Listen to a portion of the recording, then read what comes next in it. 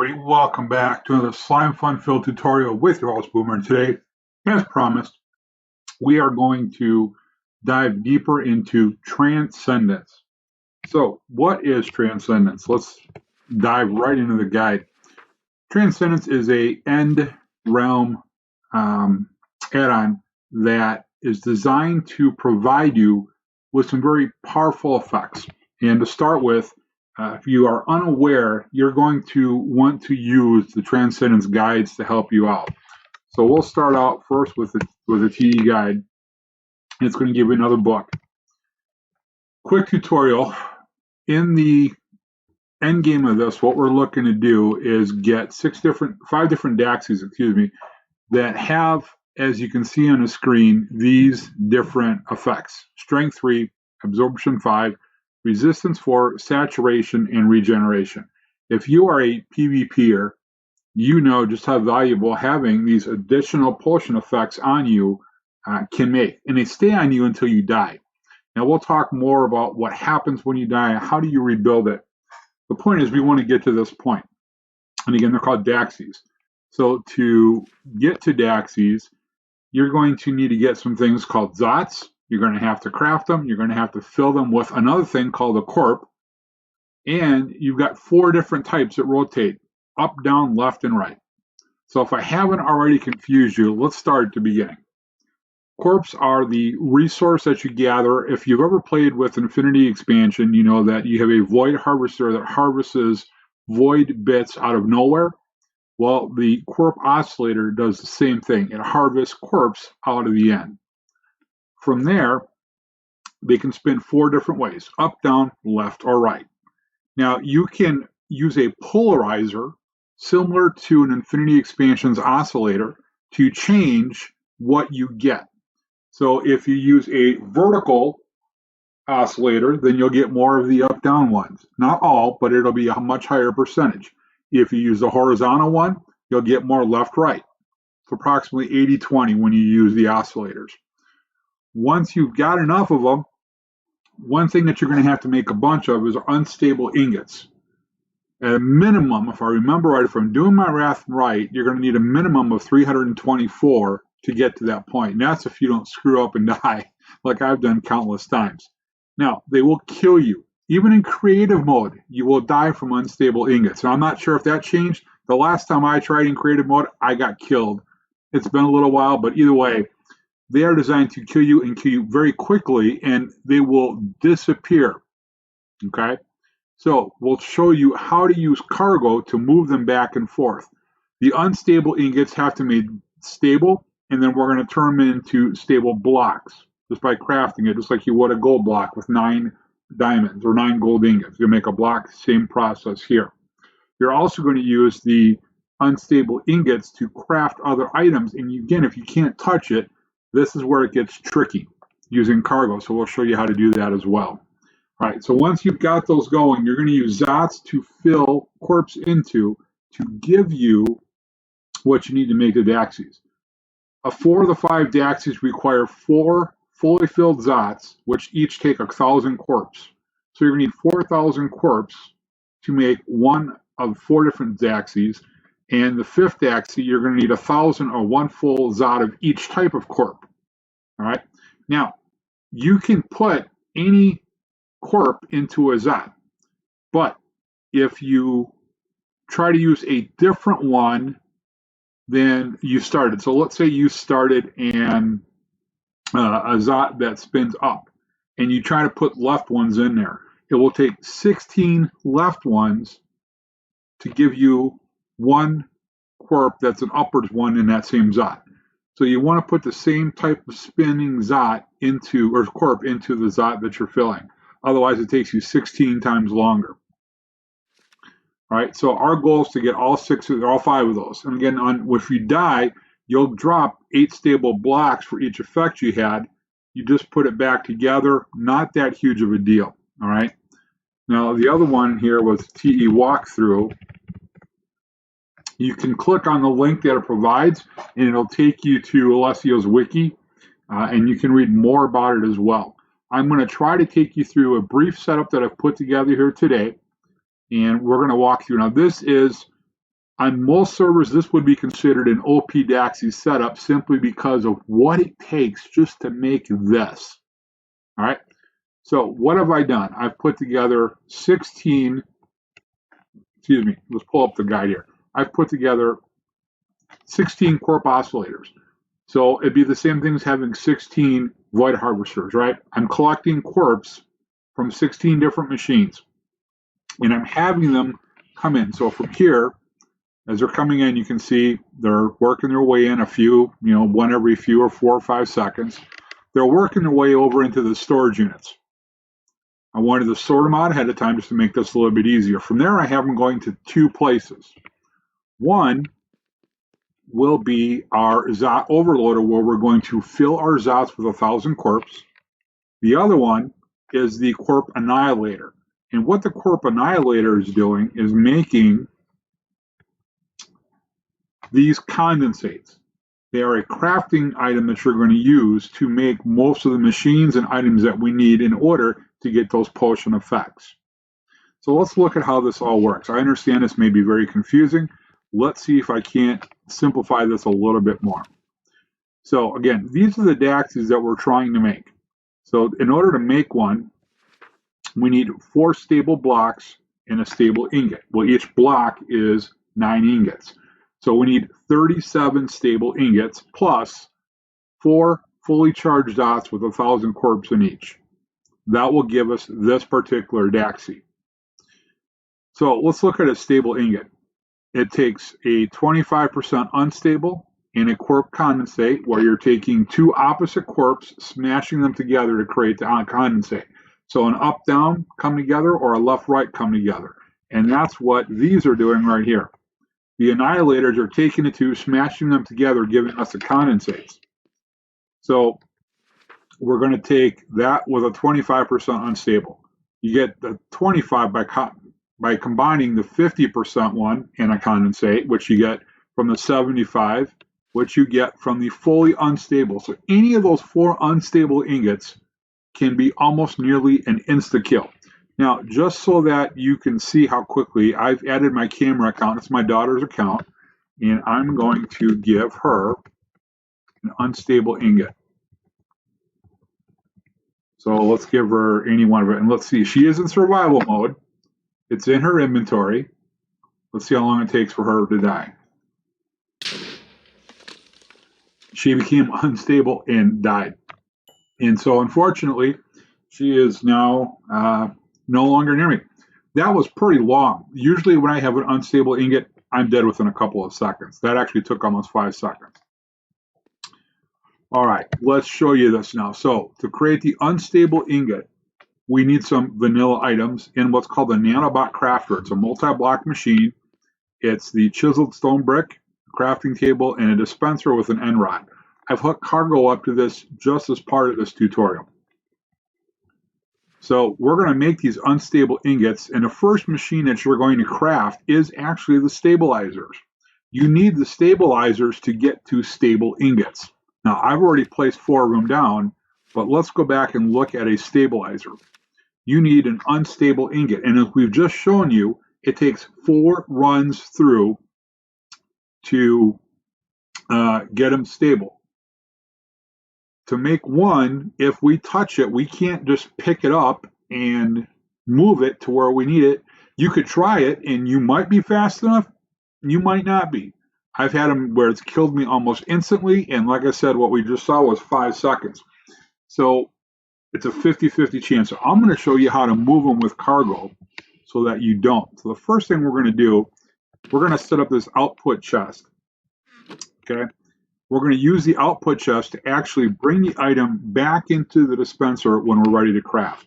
So let's go ahead and make ourselves.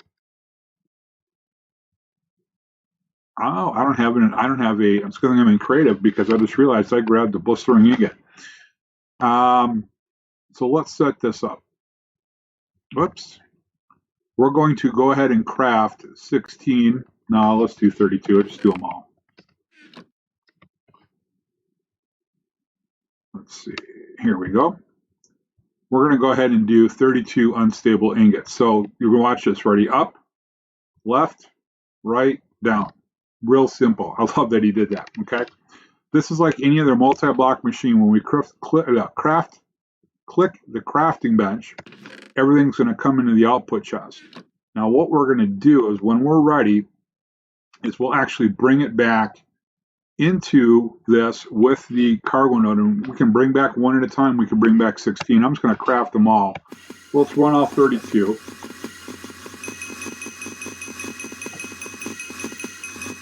Okay, so now we have 32 unstable ingots, but if I grab one, I'm going to die. But I need it to craft the stabilizer. So as you can see, we need 4 quark condensates and 1 of each quark going each way. So let's go ahead and grab some condensates. Now I already have them put together ahead of time. You can do these and get them going and then get the stabilizers going over there. It's not, like it doesn't take one to get the other. You've got to get this first, then you can make the stabilizers to get the ingot stable. So we're going to set this up. Okay, up, right, left, and down. So now you can see what we're going to do with cargo is we're going to bring them all back in to the machine using cargo. So I don't have to do this. So we're going to set this, let's see, we'll just use channel 16. We're going to blacklist that. And here we're going to whitelist or blacklist channel 16 so that, hey, they're all back in there. And now I can craft my 32 unstable ingots. So let's go ahead and craft them. And this is where a lot of people struggle. They don't realize you can just use cargo smartly to get around this. So now, I bet you they're still bouncing back and forth. I got to shut off the node. There we go.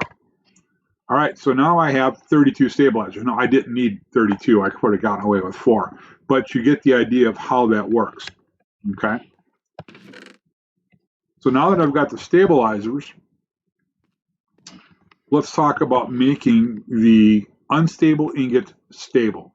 Okay, so we'll go ahead and we'll make another unstable ingot.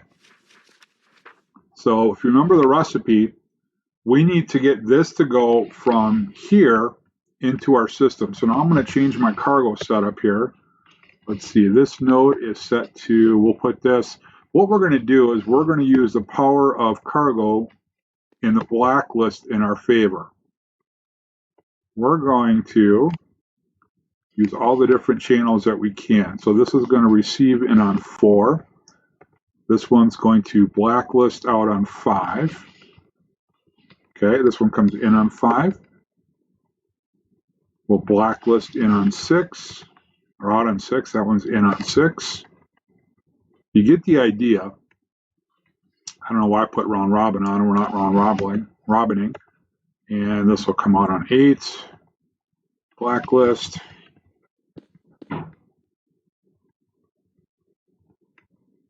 All right, so now that's all set. So we're going to come in on channel 4. I just need to add a node here.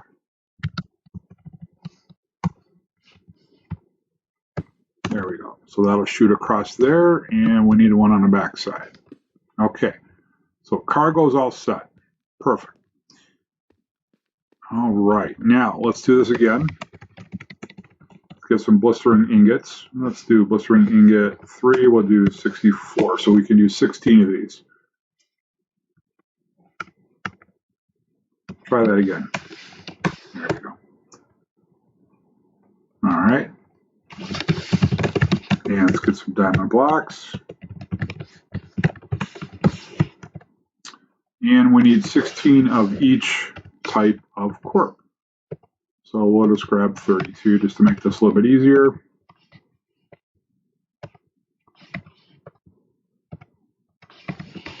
All right. So I'm going to go ahead and just put them all in for now. Left, right, down. This will give us our 16 unstable ingots. So again, they're going to get pulled out. We need this on channel 4, right? Because our first input is here. Okay, perfect. Now, before we do this, what's blacklist? Make sure they're all blacklist. They got to be blacklist, Boomer. I got the right channel. I just forgot to blacklist them all. We want them on blacklist so everything moves. Otherwise, we can't do anything. Now we're going to grab Until you get this going, you're going to have to manually put the condensates in. Well, that was interesting. I didn't think you could place one of those. Let me see here. Get an empty hand. Nope, we're stuck. There we go. Okay, so we're going to place in a stack of condensates. If I can get an open hand to get into the machine here. There we go. Okay. Let me in.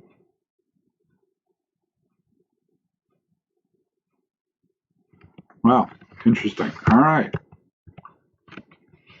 Once you're up and running, you could literally, cargo this out, round robin it. And you could use 4 different nodes to send them out if you wanted to, because they're all on different channels. So everything should be set. So we're going to fire this thing up. Let's create our 16 unstable ingots.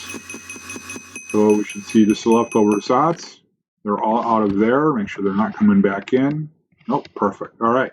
So they should all be in here. What happened to my...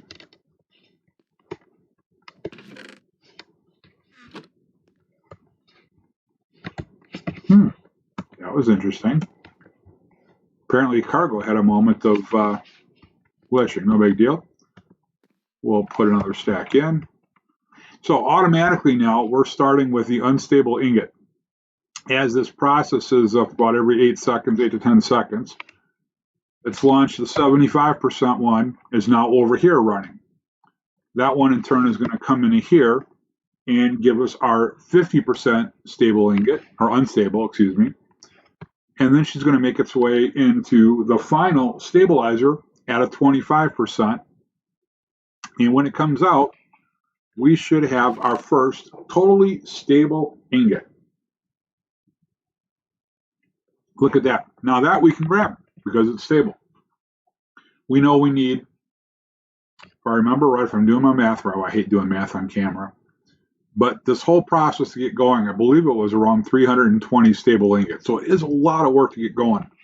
You need 20 for the Zots, 20 stable blocks for the chargeable Zots. You need 20 stable blocks as part of the daxi creation.